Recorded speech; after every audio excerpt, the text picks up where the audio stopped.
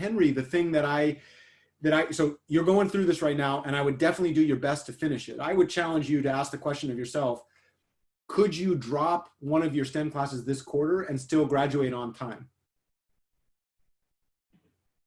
I need to look into that for sure. Ask the question. Don't make any decisions, just collect the information, right? Like call your academic advisor, look at your, if you dropped at this point in the quarter, in the semester, can you still withdraw from one without consequences, right? Collect the information. Don't make any decisions on it. Just collect information, right? In the future, given what you've just gone through and given how much time it takes you and all, like, here's a question that I have for you. What are you noticing about the amount of time that it takes to fill in prerequisite knowledge? 5 times as much as I previously thought when there's more than 2 STEM courses. Yeah. So if you're in this scenario, when does this pain actually happen? Does it happen when you're in the course itself? I could have mitigated it when I was scheduling. And I agree with you. I think what you're saying is really powerful. I understand the idea that it is important to learn how to do these things. I can tell you there were very, very few quarters when I took more than 2 STEM classes. I think in my 9 years of college education, I think there was 1 quarter when I took three STEM classes, and it was brutal. In my graduate career, I did it a few more times, but some of those were self-paced and had take-home exams. And by that point in my career, I had been practicing deep work, what I now call deep work habits, for like 6 years. So I wasn't simultaneously balancing the development of new study skills with the tumult of a quarter, right? Or a semester. And so I think, I'm not going to give a direct answer. I have to get going pretty soon, but one thing that this is a keystone problem in the development of a strong academic performance. The direct question that you're asking me is, you just got to try and try and try again. Like figuring out how to navigate lecture is the equivalent of figuring out how to not bleed when being punched in the face. There's like, lecture is a shitty mechanism. It's a bad mechanism. Like the reality is we shouldn't be lecturing. Like our system shouldn't be doing it.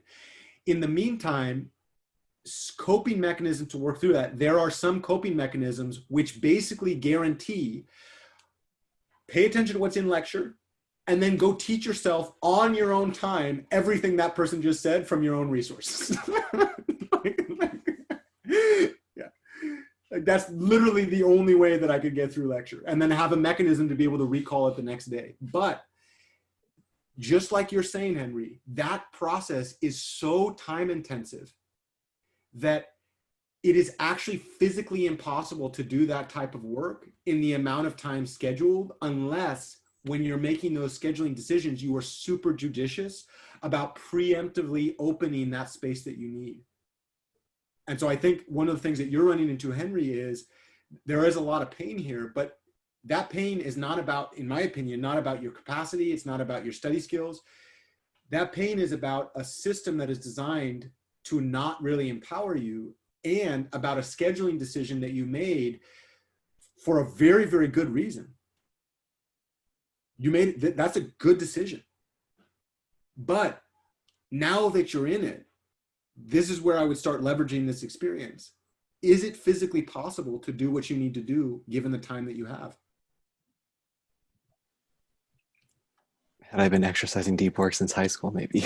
Yes. Okay. So so what you've done is that's the equivalent of me going to an NBA court and trying to play, right?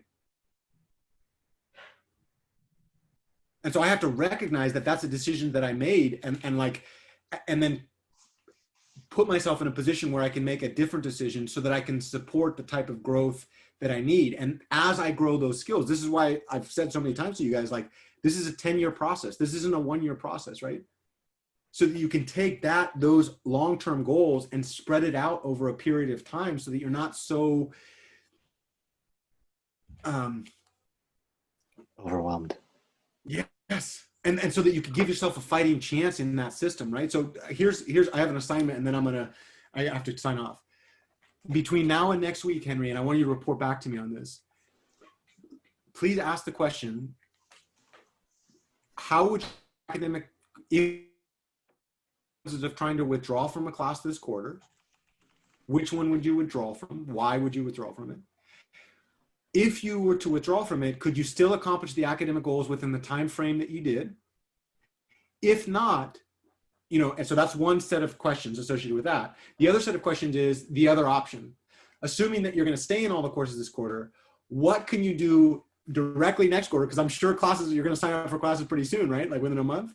Yeah. Okay, so even if you don't withdraw this quarter, research what it would mean to withdraw this quarter so you have that information you can report back. Don't make any decisions, it's just an information collection process, right?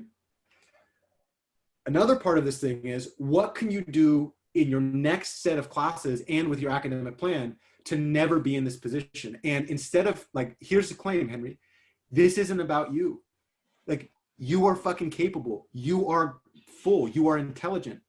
This is about a broken system, and you're noticing as you're in that broken system, it's actually physically impossible to do this. And if you, Henry, and you, Steve, and me, Jeff, who are smart, bright, fucking hard workers, if we're struggling through this, giving 100% of our effort, and we still can't do it, that is a vindication of shitty system design.